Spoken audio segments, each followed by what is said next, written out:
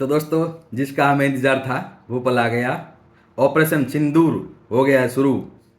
उन मारने वालों ने कहा था ना, जाओ अपने मोदी को बता दो, और सिर्फ पुरुषों को ही मारा था, इसलिए मेरे को लगता है इसका नाम ऑपरेशन सिंदूर रखा गया है। और अभी भारत के फाइटर प्लेनों ने 9 ठिकाने पाकिस्तान के उड़ा दिए हैं। और अभी कितने मरे हैं वो समाचार बाद में आएंगे, लेकिन जिसका हमें इंतजार था वो पल आ गया।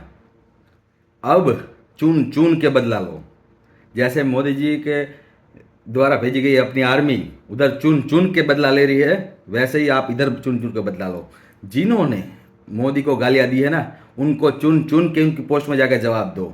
चुन चुन के उनको पोस्ट करो। और जो देखो कौन दोगला है, अब तक मोदी को गाली दे रहा था पर अब पोस्ट नहीं कर रहा है, उन दोगलों को खास खोजो, खोज के उसके ऊपर टैग करके पोस्ट करो, उनकी पोस्ट में जाके कमेंट करो।